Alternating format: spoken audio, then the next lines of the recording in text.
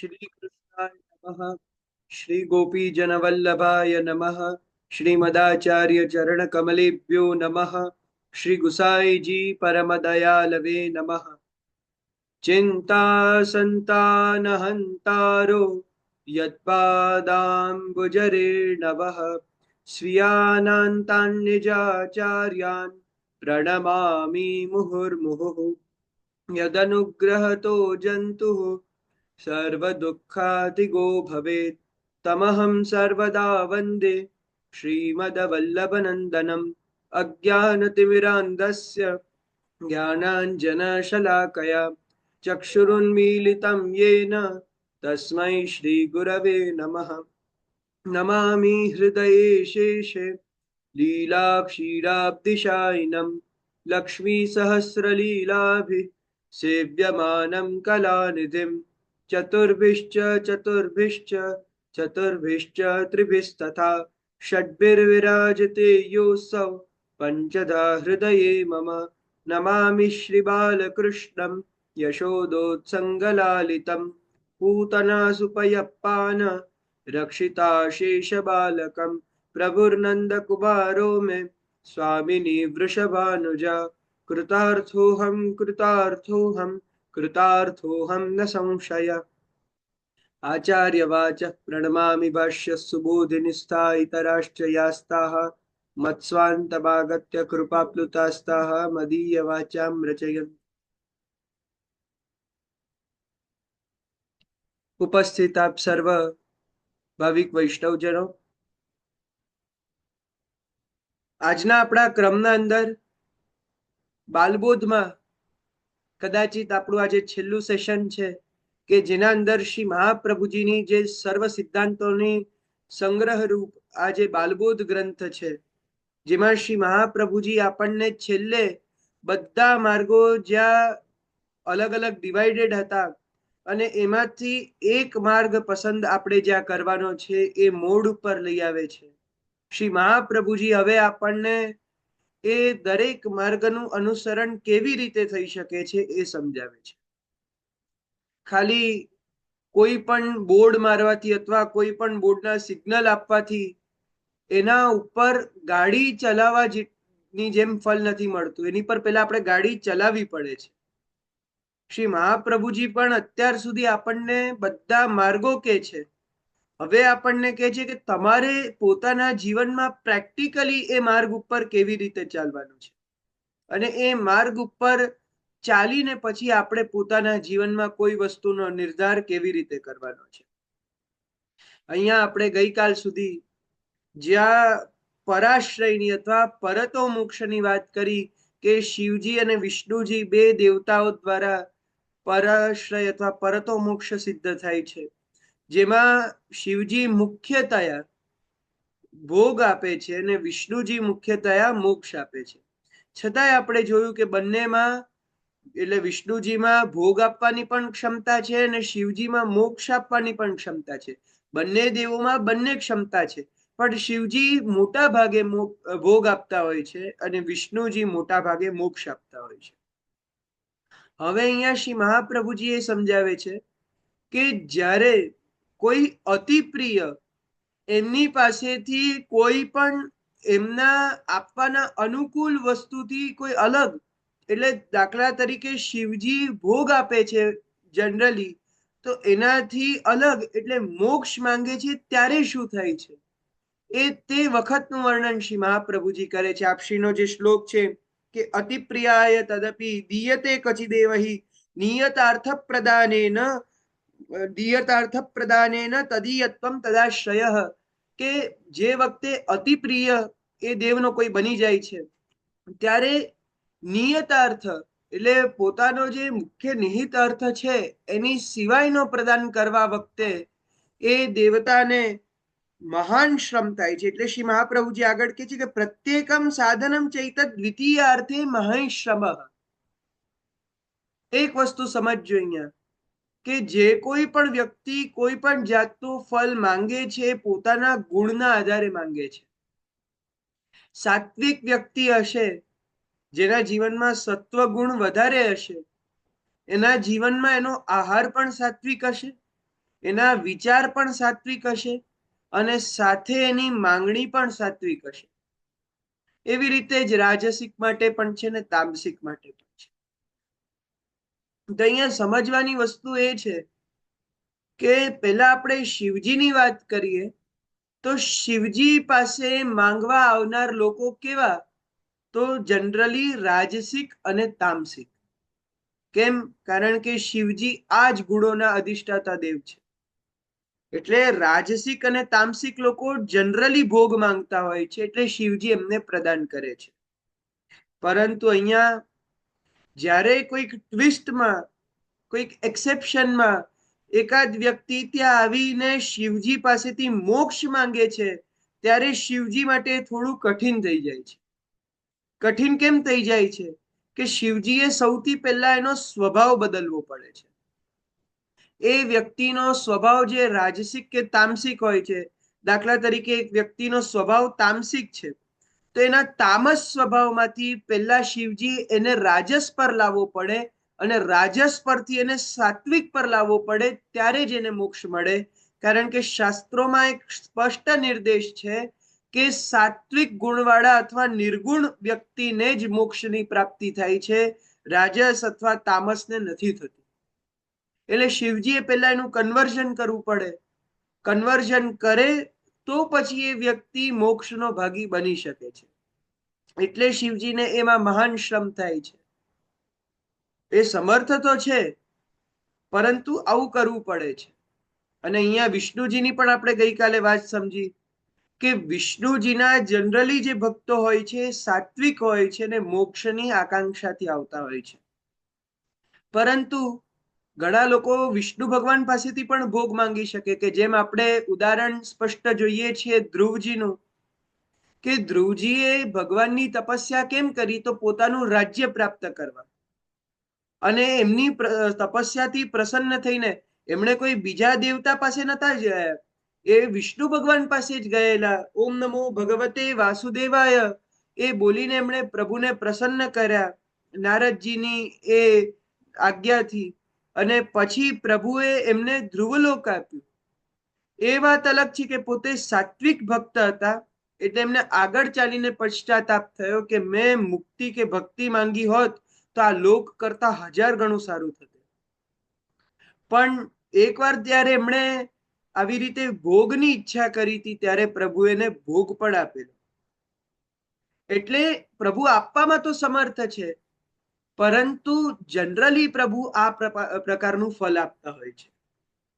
તો હવે અહીંયા પ્રશ્ન એ પણ થાય છે કે ભોગ જ્યારે ફિક્સ જ છે કે શિવજી સરળતાથી આપી શકે ને મોક્ષ વિષ્ણુજી આપી શકે, તો અલગ અલગ ફલ માટે એક જ વ્યક્તિ અલગ અલગ દેવતાઓ પાસે કેમ નથી જતો?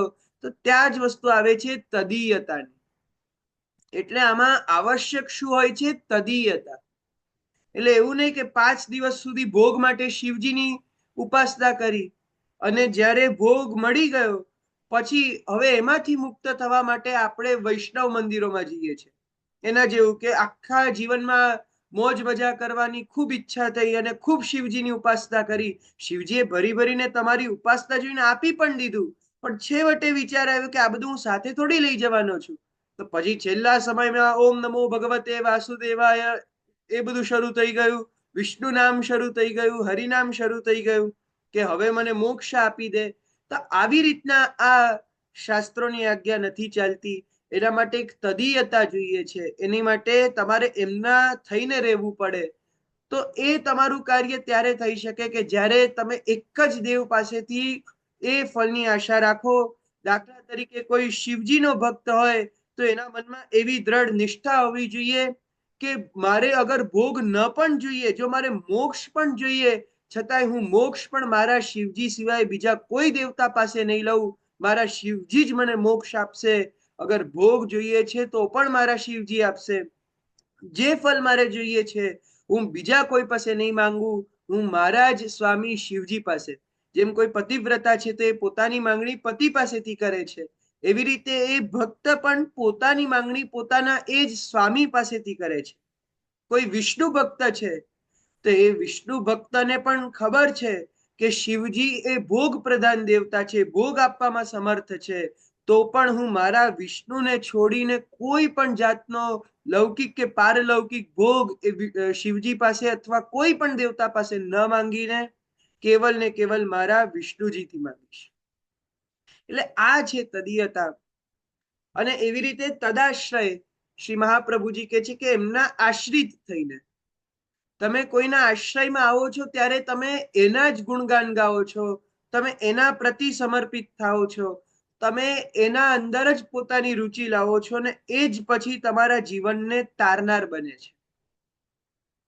આ વસ્તુને આપણે એવી રીતે પણ સમજી શકીએ કે સમર્પણની જ્યારે આપણે વાત કરીએ, આ તો એ આશ્રય જ છે, પણ અગર આપણે સમર્પણને આગળ ચાલીને સમજીએ તો એક પથ્થર જેવો આ સમર્પણ હોય છે. હવે પથ્થર જેવો કેમ? સામાન્યતઃ તો પથ્થરને કઠોર કહેવામાં આવે છે, પથ્થર દિલ નહીં બનો એવું કહેવામાં આવે છે, પણ આપણે પથ્થર દિલ બનવાનું છે. કેવી રીતે બનવાનું છે? કે પથ્થર જ્યારે મૂર્તિકારના શરણમાં આવે ત્યારે પછી પથ્થર પોતાનું સાચું અસ્તિત્વ ભૂલી જાય છે. મૂર્તિકાર મને ગમે તેટલા હથોડા મારે, ગમે તેટલું મને ઠોકે, પણ હું જે આકારમાં મને લાવશે એ આકારમાં રહીશ. એ પથ્થર પૂર્ણ રીતે શરણાગત થઈ જાય છે મૂર્તિકારને. એવી રીતના આપણા પ્રભુ આપણને જેમ રાખે એમ, આપણને જે આપે તે, પણ આપણા સ્વામી ને આપણા તારણહાર કેવલ ને કેવલ એ જ પ્રભુ છે. એવી તદીયતા આપણી જ્યારે કોઈ પણ દેવતામાં આવી જાય છે ત્યારે આપણા જીવનનો ઉદ્ધાર થાય છે. એટલે આમાં આવશ્યક નથી કે કેવલ ને કેવલ શ્રી મહાપ્રભુજી કૃષ્ણ વિષયની વાત કરે છે, પણ જે દેવતાને અંદર તમે શરણાગત થાઓ છો, પણ એમાં તમે પૂર્ણ નિષ્ઠા સાથે શરણાગત થાઓ. એટલે આ બાલબોધને આપણી ત્યાં ગ્રંથમાં આગળ રાખવામાં આવ્યો છે કે હજી પણ તમારા મનમાં કોઈ જાતનો કન્ફ્યુઝન હોય તો અત્યારથી જ દૂર કરી લો. તમારે જે માર્ગ ઉપર ચાલવું હોય અત્યારથી નક્કી કરી લો. જો તમારે સાંખ્યનો રસ્તો પકડવો હોય તો વેલ એન્ડ ગુડ, તમે સાંખ્યના માર્ગમાં જાઓ. જો તમારે યોગના માર્ગમાં જવું હોય તો યોગના માર્ગમાં જાઓ. જો શિવજીની ઉપાસના ભોગ માટે કરવી હોય તો એ રસ્તામાં જાઓ. જો વિષ્ણુજી પાસે મોક્ષ માટે જવું હોય તો એ રસ્તામાં જાઓ. આ બધી જ વસ્તુ શ્રી મહાપ્રભુજીએ તમને કીધી છે કે તમારે જ્યાં જવું હોય ત્યાં તમે જવા માટે ફ્રી છો, પણ એના માટે પહેલા જાણી લો કે તમે આ બધા રસ્તામાં શું કરી શકશો. એટલે આ આખો આપણને ચરણબદ્ધ યાત્રા શ્રી મહાપ્રભુજી કરાવી રહ્યા છે. આપણા ઉપર છે કે આગળ આપણે શું કરીશું, પણ એટલું છે કે આપણા મનમાં ક્લેરિટી હોવી જોઈએ. આજે આપણે જેટલું સમજીએ છીએ એટલું આ સહેલું નથી. ભક્તિ માર્ગના અંદર જે ચુનાવ છે એ કદાચિત કરિયર કરતા અથવા કોઈ પણ રિલેશન કરતા પણ ઘણો વધારે અઘરો છે. કારણ કે ભક્તિ માર્ગી ભક્તિ કરવી એનાથી જ આપણા આખા જીવનનો ઉદ્ધાર આખો આપણો એના ઉપર ટકેલો છે. એટલે શું કરવું એ આપણે પહેલા જ વિચારી લેવાનું છે પોતાના સ્વભાવના અનુકૂળ. હવે એકવાર તમે કોઈ દેવતાના આશ્રિત થઈ ગયા ત્યારે પછી તમારે એના અનુકૂળ ચાલવું પડશે. હવે અહીંયા આપણે આગળ જોઈએ તો શ્રી મહાપ્રભુજી જીવના સ્વભાવ વિશે વાત કરે છે. હમણાં આપણે જોયું કે જીવનો સ્વભાવ એ અલગ અલગ ગુણોથી પણ બનેલો હોય છે. એટલે કોઈ પણ દેવતાને એને બદલવાનો પ્રયત્ન કરવો પડે છે. તો પહેલા એ જીવના સ્વભાવ વિશે અહીંયા વાત થાય છે. શ્રી મહાપ્રભુજી કહે છે કે જીવાહ સ્વભાવતો દુષ્ટાહ દોષા ભાવાય સર્વદા. હવે અહીંયા એક સરસ સમજવા જેવી વસ્તુ છે કે જીવાહ સ્વભાવતો દુષ્ટાહ. જીવ સ્વભાવથી દુષ્ટ છે, પણ જીવ સ્વરૂપથી દુષ્ટ નથી. આમાં બંનેમાં એક ફરક છે. જીવ એ સ્વરૂપથી કોણ છે અને જીવ એ સ્વભાવથી કોણ છે. સ્વરૂપથી કોઈ પણ દિવસ જીવમાં દોષ ન હોઈ શકે, કારણ કે જીવનો જે સ્વરૂપ છે એ ભગવાનનો અંશરૂપ છે. એટલે ભગવાનના અંશમાં કોઈ પણ દિવસ કોઈ જાતનો દોષ ન હોઈ શકે, કારણ કે પ્રભુ પણ નિર્દોષ છે. તો અહીંયા જ્યાં ભગવદ્ ગીતામાં પણ આપણે વચનો જોઈએ છીએ કે મમૈ વાંશો જીવલોકે જીવભૂત સનાતન. જેટલા પણ જીવ છે એ બધા ભગવાનનો અંશ માત્ર છે. અને એ અંશ જે ભગવાનના ચિત્ત ધર્મનો છે એના અંદર કોઈ પણ જાતના દોષ રહેતા નથી, એટલે જીવ સ્વરૂપથી ક્યારે પણ દુષ્ટ નથી થઈ શકતો. પણ જીવમાં દોષ કયા છે? તો સ્વભાવના દોષ. હવે આ સ્વભાવ જે છે એ આપણને કદાચ લાગે કે આપણે ઘડીએ છીએ, પણ એવું નથી. અહીંયા જે સ્વભાવનો અર્થ કહેવામાં આવ્યો છે એ ગુસ્સાવાળા, પ્રેમાળ, લાગણીશીલ આવા સ્વભાવોની વાત નથી. અહીંયા એવા સ્વભાવની વાત છે કે આપણા અંદર જે દોષ કરવાની વૃત્તિ રહેલી છે, જે વૃત્તિ ભગવાને જ આપણામાં નાખી છે, જે અલગ અલગ અવિદ્યાઓ દ્વારા, અલગ અલગ પ્રકારના અધ્યાસો દ્વારા જે આપણા જન્મ સાથે જ આપણને મળી ગયા છે, એના કારણે ક્યાંક ને ક્યાંક આપણા જીવનમાં દોષ વધતા જાય છે. એક મોટામાં મોટો દોષ આપણા ટીકાકારો આપણને સમજાવે છે કે આપણે કોણ છે, આપણું કર્તવ્ય શું છે, અને એ કર્તવ્યને ન કરવું એ દોષ છે. એના વિશે વિસ્તૃત આપણને સમજાવે છે કે સૌથી પહેલા જીવ માત્ર એ પ્રભુનો અંશ છે. હવે એ વાત અલગ છે કે આપણને આ વસ્તુ ભૂલાઈ ગઈ છે, અથવા ઉપરના લેવલથી આપણને એવું સમજાય છે કે આપણે પ્રભુનો અંશ છે, પણ એકચ્યુઅલી આપણે એ એક્સેપ્ટ નથી કરી શકતા કે અમે પ્રભુનો અંશ છે. એટલે પ્રભુના અંશ હોવાથી સહજ આપણા અંદર દાસત્વ છે. આપણે જન્મથી પ્રભુના દાસ છે અને પ્રભુની સેવા કરવા માટે જ આપણે અહીંયા ઉપસ્થિત થયા છે. હવે આ વસ્તુ આપણને ભૂલાવાને કારણે આપણે પ્રભુની વારંવાર આપણને દોષ લાગ્યા કરે છે. દાખલા તરીકે આપણા માતા પિતાની સેવા કરવો એ આપણો પુત્ર ધર્મ છે. હવે કોઈ વ્યક્તિ પોતાના માતા પિતાની સેવા કરતો હોય તો આમ પુત્ર ધર્મના લેવલ પર આ કોઈ મોટી વાત ન કહેવાય, કારણ કે એ તો એને કરવું જ જોઈએ અને એનો ધર્મ છે ને એ માતા પિતાનો ઋણી છે, એટલે એ કર્તવ્ય કર્યા વગર એ જો ન કરે તો એને દોષ છે. પણ આજના ટાઈમ પર તો જો આપણે જોઈએ તો માતા પિતાની સેવા કરે એને ઘણું ઉચ્ચ જોવા મળે, કારણ કે હવે બહુ રેર થઈ ગયું છે આ વસ્તુ. પણ છતાં એક સામાન્ય ધર્મના લેવલ પર જોઈએ તો માતા પિતાની સેવા તો સહજ ધર્મ છે, એ તો આપણે કરવાનું જ છે, એમાં કોઈ મોટી વાત નથી. તે એવી રીતના ભગવત સેવા કરવી આપણો સહજ ધર્મ છે. આપણને પ્રભુની સેવા કરવા માટે કોઈ મોટિવની જરૂરત નથી. તોય આપણે ફળની ઘણીવાર એવી રીતે આશા આકાંક્ષા રાખતા હોઈએ છીએ, પણ છતાંય પ્રભુના આપણે દાસ બનીને જન્મ્યા છીએ તો પ્રભુની સેવા કરવાની જ છે. પ્રભુ પાસે આપણે આવવાનું જ છે.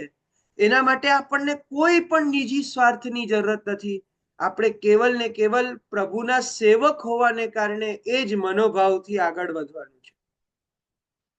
તો અહીંયા એ જ વસ્તુ બતાવી કે એ ન કરવાથી આપણને જે સહજ દોષ લાગે છે, અને પાછા એ દોષ પણ બહુ મોટા પ્રમાણમાં છે.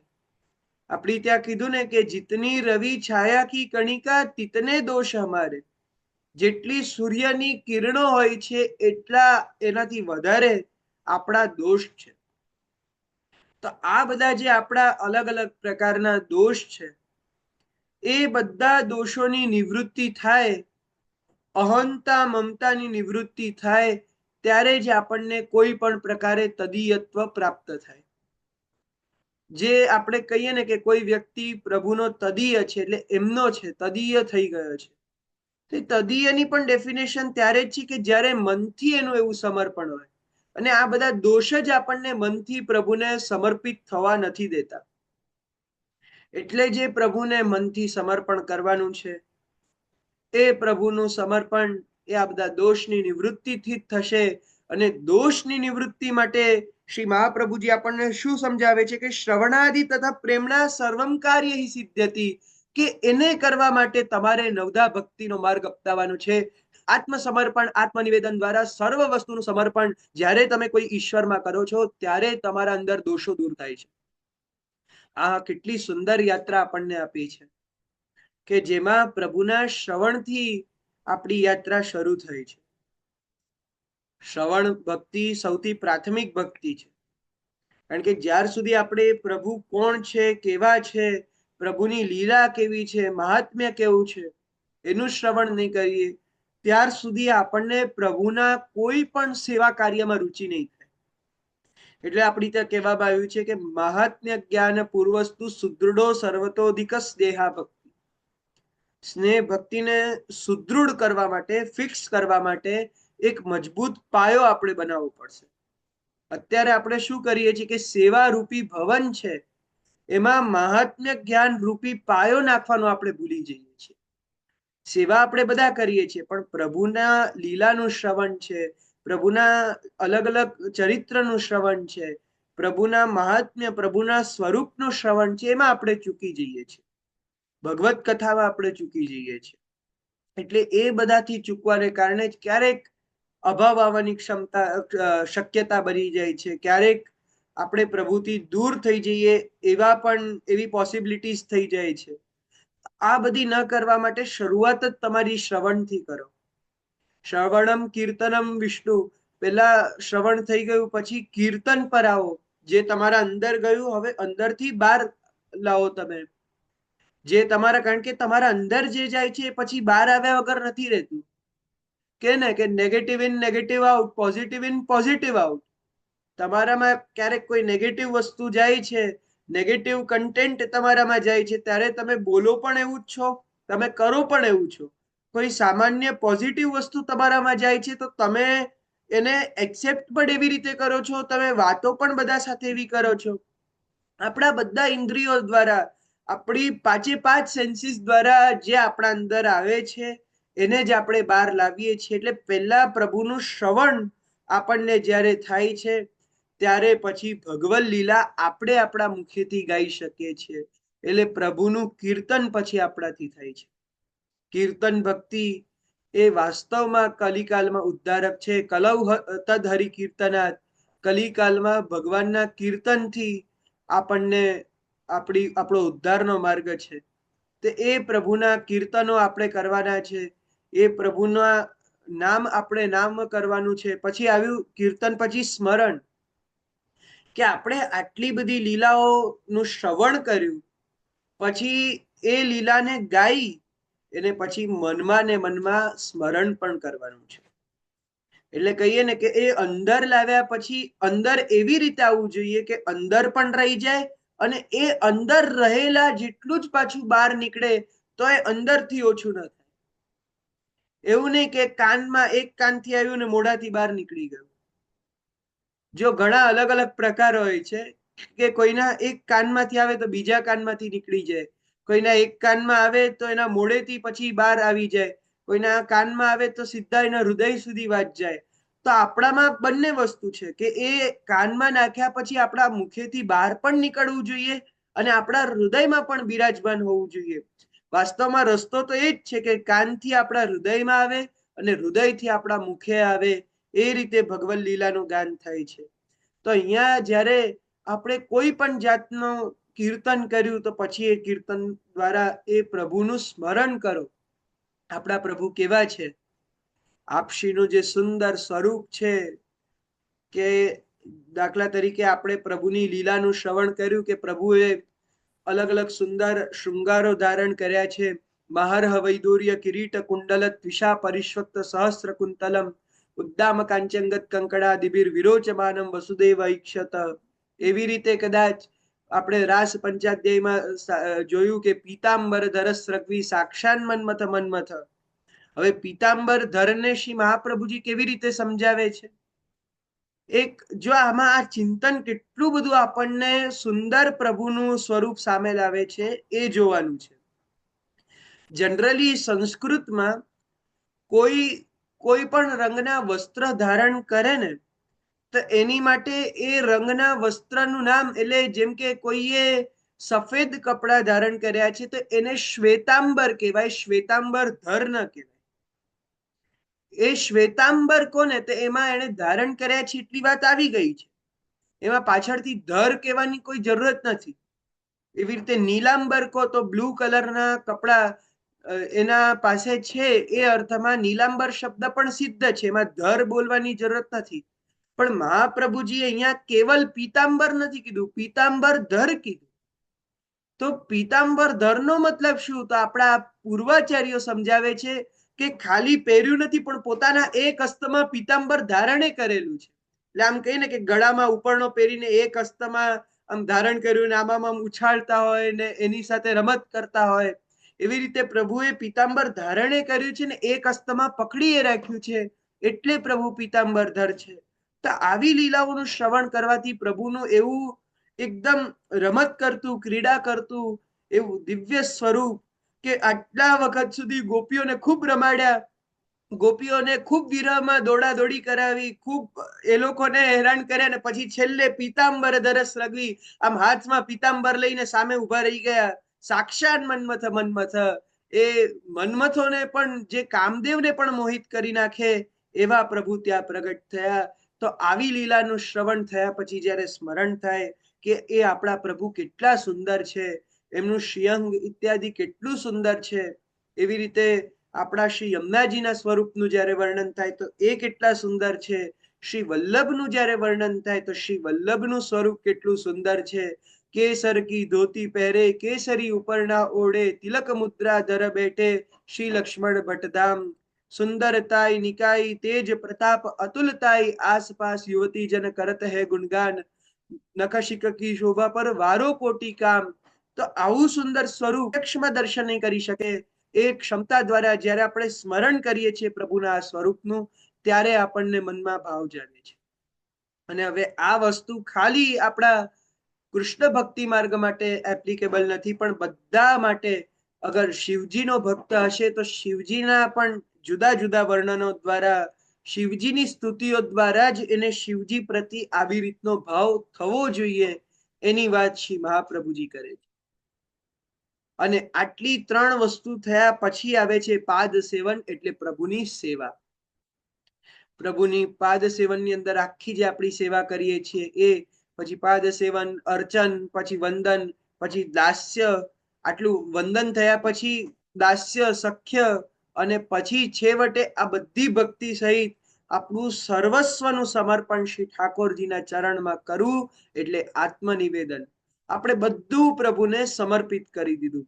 હવે આપણું પોતાનું કઈ નથી, હવે આપણા પ્રભુનું જ બધું છે, એવો ભાવ કરવો. એટલે હું અને મારું નીકાળી અને તું અને તારું લાવવું, એટલે આત્મનિવેદન. આ જ આત્મસમર્પણ દ્વારા જે આપણને શ્રી મહાપ્રભુજી અહીંયા સમજાવવા માંગે છે, તદીયત્વ, એ આપણને પ્રાપ્ત થાય છે. ત્યારે જ વાસ્તવમાં આપણને પ્રભુની પૂર્ણ કૃપાનો અનુભવ થઈ શકે છે. ત્યારે જ શ્રી ઠાકોરજી આપણા અંદર એ પ્રકારના ભાવ જાગૃત કરાવે છે. પણ પહેલા સર્વ સમર્પણ મનથી આપણે કરવાનું છે. એટલે કોઈ પણ જાતનું આપણને, જે આપણે પ્રભુને બ્રહ્મ સમન મંત્રવા, જે આપણે પ્રભુને વચન આપીએ છીએ, જે આપણું પ્રભુ પ્રતિનું કમિટમેન્ટ છે, જે આપણે શપથ લીધી છે એક વૈષ્ણવ બનતા, જે આપણા સર્વસ્વના આત્મા સહિતના સમર્પણની, અને પછી આપણે પ્રભુને પોતાની આઈડેન્ટિટી દાસોહમ દ્વારા કીધી, અને પછી આપણે કહ્યું કે હે કૃષ્ણ હું તારો છું. તો એ વસ્તુને જીવનમાં પ્રેક્ટિકલી આપણે વિચારવાનું છે કે હું ખાલી કેવા પૂરતાનો નહીં, પણ સાચેમાં હું કૃષ્ણ તારો છું. આવો વિચાર આપણે જ્યારે કરશું ત્યારે કૃષ્ણ પોતાને આપણા માનશે, પણ પહેલા આપણાથી શરૂઆત થવી જોઈએ. પહેલા આપણે એ વસ્તુ તરફ આગળ વધવું પડશે. આ તો જ સિદ્ધ થશે. આ જે નવધા ભક્તિ, આ જે આપણી ઉપાસના પદ્ધતિ, આ જે આપણું કંઈ પણ છે, એ બધા આપણા જીવનની ભક્તિને લાકડાના ટેકા છે. અને જેમ આપણે પહેલા વાત કરી કે એ બધું સિદ્ધ પણ થાય, એ બધામાં જ્યારે મન લાગે ત્યારે આપણે એ પણ કન્ક્લુડ કરી શકીએ છીએ કે પ્રભુની આપણા ઉપર કૃપા થઈ. આપણે પહેલા જોયું હતું કે પ્રભુની કૃપા આપણે કેવી રીતે પ્રેક્ટિકલ જીવનમાં સમજી શકીએ. તો આ બધા શ્રવણ, કીર્તન, સ્મરણ, પાદ સેવનમાં આપણું મન લાગવું. કારણ કે એક વસ્તુ તો સ્પષ્ટ જ છે કે આ જેટલું કંઈ પણ છે ને, એ શેના જેવું છે કે ગિરિરાજજીને પ્રભુએ ધારણ કર્યા. ગિરિરાજજીને પ્રભુએ ધારણ કર્યા એ વખતે વ્રજવાસીઓએ પ્રભુની મદદ કરવા લાકડાના ટેકા લગાડ્યા. પણ એ લાકડાના ટેકાએ કે ગિરિરાજજી ધારણ નહોતા થયા. એમ આ બધું એક લાકડાના ટેકા જેવું છે. મૂળ વસ્તુ યાદ રાખજો કે જેટલી પણ ભક્તિ થાય છે એ યમય વૈશ્ય વૃણુતે તેન લભ્ય, કેવલ ને કેવલ ભગવત કૃપા એક જ માત્ર સાધન છે આ બધાનો. એટલે પ્રભુની કૃપા ન થાય તો આ કોઈ વસ્તુ સંભવ નથી. કૃષ્ણ ગિરિરાજજીને ધારણ ન કરે તો હજારો લાકડીઓ મૂકી દે, આખા આખા ઝાડ મૂકી દે, તો શ્રી ગિરિરાજજીનો એ ભાર કોઈ સહન ન કરી શકે.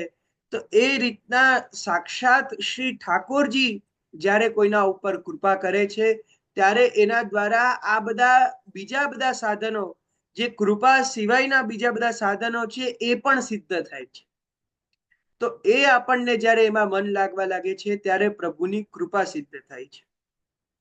એટલે આ વસ્તુ શ્રી મહાપ્રભુજી આપણને સમજાવી.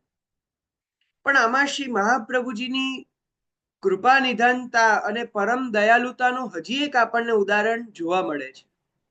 અહીંયા એક વસ્તુ આપણને શું જોવા મળે છે કે જે લોકો પર હજી આવી કૃપા નથી થઈ એને પણ શું કરવું એનો રસ્તો શ્રી મહાપ્રભુજી સમજાવે છે. કારણ કે જરૂરી નથી કે બધા ઉપર એ પ્રકારની કૃપા થાય.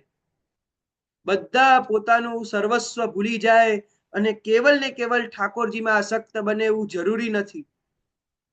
ઘણીવાર એવું પણ બને કે કોઈ વ્યક્તિના અંદર હજી એ પ્રકારનો ભાવ જાગ્યો નથી, હજી પોતાનો દેહાધ્યાસ એટલો બધો છે કે પોતાના શરીરનું અભિમાન, શરીરની ચિંતા, પોતાની લૌકિક આઈડેન્ટિટીની ચિંતા, સમાજની ચિંતા હજી એ વ્યક્તિમાં ખૂબ છે.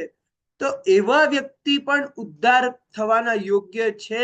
એટલે શ્રી મહાપ્રભુજી એમને પણ રસ્તો બતાવે છે કે ત્યાર સુધી તમે સ્વધર્મ અનુતિષ્ઠન વૈ ભારત વૈ ગુણ્ય માન્યતા, કે ત્યાર સુધી તમે સ્વધર્મનું અનુતિષ્ઠન કરો, ત્યાર સુધી તમે સ્વધર્મમાં લાગેલા રહો, એવી આજ્ઞા શ્રી મહાપ્રભુજી કરે છે. અને સ્વધર્મનો અહીંયા સ્પષ્ટ અર્થ છે વર્ણાશ્રમ ધર્મ. વર્ણાશ્રમ ધર્મ જે આપણે સંધ્યા વગેરે બધું જે કરીએ છીએ, એ વર્ણાશ્રમ ધર્મની પણ આવશ્યકતા ત્યાર સુધી જ છે કે જ્યાર સુધી હજી આપણને આપણા પૂર્ણ સમર્પણનો બોધ થયો નથી.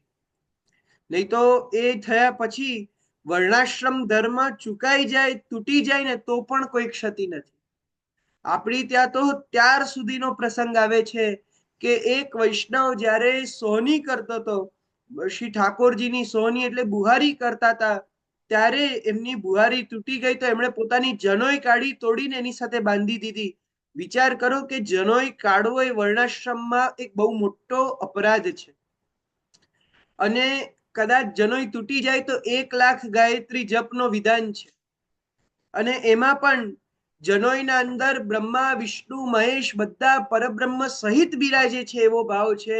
આટલું બધું વેદ મંત્ર દ્વારા એ મંત્રેલું એવું જનોઈ યજ્ઞોપવિત સૂત્ર જે બ્રહ્મ સૂત્ર છે એને બુહારીમાં બાંધી દે, એને તો પણ કોઈ અપરાધ નથી લાગતો, કોઈ પણ દોષ નથી લાગતો. એ પ્રેક્ટિકલ એક ઉદાહરણ છે આપણા બધા માટે કે જે વખતે આત્માનો ધર્મ સિદ્ધ થઈ જાય છે, જે વખતે આપણને શ્રી ઠાકોરજી માટે પૂર્ણ આશ્રય થઈ જાય છે, જ્યારે આપણે વાસ્તવમાં ઠાકોરજીના બની જઈએ છીએ, પછી કોઈ પણ જાતના શાસ્ત્ર ઉલ્લંઘન આપણને નડતા નથી. પછી તમે જે કરો તે પણ તમારા ઠાકોરજી તમને કોઈ દોષ લાગવા દેતા નથી. પણ એના માટે તમારે ઠાકોરજીના બનવું પડે. જેમ અર્જુનને પ્રભુએ કેટલાય માર્ગો દેખાડ્યા, બધા કર્મ માર્ગ બતાવ્યો, જ્ઞાન માર્ગ બતાવ્યો, ઘણા બધા માર્ગ બતાવ્યા, પણ છેલ્લે ઠાકોરજી અર્જુનને પણ કીધું કે સર્વ ધર્માન પરિત્યજ્ય મામેકમ શરણમ વ્રજ અહં ત્વા સર્વ પાપેભ્યો મોક્ષયિષ્યામિ મા શુચ, કે તું બધું જ છોડીને મારા શરણે આવ, હું આ બધું તારો લોકમાં પણ કલ્યાણ થશે ને તારે મોક્ષ પણ પ્રાપ્તિ હું જ કરાવી દઈશ. તો એ શરણાગતિનો દરવાજો જે આપણા માટે ખુલ્લો છે, આપણે એ દરવાજામાં જ્યાર સુધી નહીં જઈએ ત્યાર સુધી આપણે આ બધા વર્ણાશ્રમ ધર્મોનું અનુતિષ્ઠન કરવું જ પડશે. એટલે શ્રી મહાપ્રભુજી એને કમ્પલસરી બતાવે છે. પણ એ થઈ ગયા પછી જ્યારે પ્રભુની તદીયતા સિદ્ધ થાય છે ત્યારે તો આ કોઈ પ્રશ્ન જ ઉભો નથી થતો. તદીયતા અથવા તદાશ્રય, એના દ્વારા આપણે એ દેવમાં આપણું પૂર્ણ મન લગાડીને, પૂર્ણ આપણો ભાવ લગાડી અને એ જ દેવને આપણું સર્વસ્વ માનવાનું છે. તમને જે જોઈએ છે, તમારું જે કરવાનું છે, એ બધું તમારા આ દેવ કરશે. તો આટલું કહીને હવે શ્રી મહાપ્રભુજી પોતાના અંતિમ પંક્તિ તરફ પધારે છે કે ઇત્યેવમ કથિતમ સર્વમ નૈતજ જ્ઞાને ભ્રમ પુનઃ, કે આટલું જો તમને સમજાઈ ગયું, હવે હું આટલું કહીને મેં બધું જ તમને સમજાવી દીધું. સર્વ એટલે બધા જ જેટલા સિદ્ધાંતોના સંગ્રહ હતા એ મેં તમને બધા સમજાવી દીધા. અગર આ તમે સમજી ગયા તો તમને બીજી વાર ક્યારેય ભ્રમ નહીં થાય. ભ્રમનો મતલબ શું? કે જ્યારે આપણને રસ્તો જ સામેનો ક્લિયર ના હોય, આપણે શું મેળવવાનું છે, આપણને શું જોઈએ છે એ જ આપણને ક્લિયર ના હોય. જેમ આપણે જોઈએ કે સામાન્ય વિદ્યાર્થીઓમાં પણ એવું થતું હોય છે કે વિદ્યાર્થીઓને ખબર જ નથી ઘણીવાર પડતી કે મારે શું કરવું જોઈએ, કયા ફિલ્ડમાં જવું જોઈએ, કે મારે શું બનવું છે, શું કરવું છે. અને એ ખબર ના હોવાને કારણે ઘણીવાર દેખાદેખીમાં, અન્ય વિદ્યાર્થીઓની દેખાદેખીમાં, અન્ય લોકોની સલાહો લઈને ખોટી જગ્યાએ પણ એ ફસાઈ જાય છે. ખોટી રીતના એવું એને વાંચવું ભણવું પડે છે કે જે એને રુચિકર પણ નથી લાગતું, કે એને પછીના જીવનમાં કામ પણ નથી લાગતું. તો આ જ વસ્તુનો ભ્રમ આપણા ભક્તિ માર્ગમાં ન થાય. તમે તમારા જીવનને વેસ્ટ ન કરો ને એને પહેલેથી જ સાચી દિશામાં લગાડો. ચાહે તમને શિવમાં રુચિ હોય તો શિવમાં, તમને ચાહે વિષ્ણુમાં રુચિ હોય તો વિષ્ણુમાં. જો તમને બંને દેવોમાં રુચિ ન હોય, તમારે સાંખ્યનો રસ્તો પકડવો હોય અથવા યોગનો રસ્તો પકડવો હોય, તો એમાં પણ તમે તમારા જીવનમાં ભ્રમ નહીં રાખતા. કોઈ પણ એક રસ્તો તમે તમારા મનથી જો ચૂની લેશો તો પણ શ્રી મહાપ્રભુજીને ખૂબ પ્રસન્નતા થશે કે આણે નિર્ણય લીધો. મહાપ્રભુજી એ જેમ આપણે પહેલા પણ જોયું, એ કેવલ ને કેવલ બધાનું કલ્યાણ ઈચ્છતા હતા. એટલે જે વ્યક્તિનું જે રીતે કલ્યાણ થાય શ્રી મહાપ્રભુજી એની માટે તૈયાર હતા. પોતાના સંપ્રદાય કે અનુયાયી વર્ગમાં ભીડ ભેગી કરવી એ ક્યારેય પણ શ્રી મહાપ્રભુજીનો ઉદ્દેશ્ય નથી રહ્યો. ત્યારે તો આપણને બધાના રસ્તા કે છે, નહીં તો બીજાના રસ્તાને કહેવાની કે એના વખાણ કરવાની શું જરૂરત? પોતાના જ રસ્તાથી થઈ શકતું હતું. પણ બધાના રસ્તા બતાવ્યા કે તમારે આ કરવું હોય, શિવજીની ભક્તિ કરવી હોય તો વેલ એન્ડ ગુડ, તમે કરો, ખૂબ આનંદનો વિષય છે. પણ જો કદાચ કોઈ વ્યક્તિને એવું થયું કે મારે આ બધું કઈ નથી કરવું, કોઈ વિભૂતિને નથી ઉપાસવા, પણ મારે કેવલ ને કેવલ આખા જગતને રચનાર પરબ્રહ્મ તત્વ, પરમાત્મા, પરમ કાષ્ઠાપન્ન શ્રી ઠાકોરજીના એ વ્રજરાજના જ મારે ચરણ શરણમાં રહેવું છે, એવો કોઈના મનમાં પણ એકવાર પણ ભાવ થયો અને શ્રી મહાપ્રભુજીને ગુરુ રૂપે એને સ્વીકાર કર્યા, શરણે આવ્યો, તો શ્રી મહાપ્રભુજી કહે છે, બસ હવે બાલબોધ તારા માટે નથી, હવે તું મારી સાથે સિદ્ધાંત મુક્તાવલીમાં છે. સિદ્ધાંત મુક્તાવલી એમના માટે છે કે જે શ્રી મહાપ્રભુજીના શરણાગત થયા છે. એક વસ્તુ યાદ રાખજો કે તદીયતા એ શ્રી વલ્લભના શરણ વગર નહીં આવે. શ્રી મહાપ્રભુજીના શરણે જશો તો જ આપણને પ્રભુના શરણાગતિની પ્રાપ્તિ થશે. એટલે એના માટે આપણને સિદ્ધાંત મુક્તાવલી તરફ શ્રી મહાપ્રભુજી જ લઈ જશે. પણ ત્યાર સુધી આપણે આપણો માર્ગ ફિક્સ કરવાનો છે કે આપણે ક્યાં જવું છે. પુષ્ટિ ભક્તિ માર્ગ માટે શ્રી મહાપ્રભુજીના આગળના હજી 14 ગ્રંથો તૈયાર છે, અલગ અલગ ઘણા ગ્રંથો તૈયાર છે. પણ જો અત્યારથી તમારો વિચાર બદલાઈ ગયો હોય તો તમે જે તમારા મનમાં આવે એ તમે રસ્તો તમારો ચૂની શકો છો. બસ મહાપ્રભુજીને એટલું કેવું છે કે સાચો રસ્તો ચૂનજો. તમે તમારા જીવનમાં જે કરો એ સચ્ચાઈથી કરજો. ક્યારે પણ કોઈ જાતની ડબલ ઢોલકી વેળા આપણે નથી કરવાના. જે આપણે કરીને પૂર્ણ શ્રદ્ધાથી, પૂર્ણ ભાવથી અને પૂર્ણ ફોકસથી કરવાનું છે. આપણે કોઈ જાતની કસર આપણા કાર્યમાં નથી છોડવાની. એ શ્રદ્ધા આપણને શ્રી મહાપ્રભુજી લાવવાની કે છે. પછી તમે જ્યાં પણ શ્રદ્ધા લાવશો ત્યાં તમારું કલ્યાણ જ થશે. એટલે અહીંયા આટલું વાત કહીને મહાપ્રભુજી આપણા બધા ભ્રમનું નિરાકરણ કર્યું. ખરેખર આને હજી આપણે બધી જ ટીકાઓ સાથે સમજવા જઈએ ને તો શ્રી મહાપ્રભુજીનું જ્ઞાન ખૂબ ગૂઢ હતું. શ્રી મહાપ્રભુજીએ જેટલી વાત આપણને સમજાવી એ આટલા જ વ્યાખ્યાન માત્રથી સમજી ન શકાય. એને સમજવા માટે આપણે કેટલાય આચાર્યોની ટીકાઓનો સહારો લેવો પડે છે, અને એમાં કેટલી નાની નાની બારીક વાત આપણને સમજાવી છે. પણ અત્યાર માટે તો શ્રી મહાપ્રભુજીની આટલી વાણીથી આપણને એટલું સમજાયું કે આટલા રસ્તા છે, આટલા માર્ગ છે, અને આપણે આપણો માર્ગ લેવાનો છે.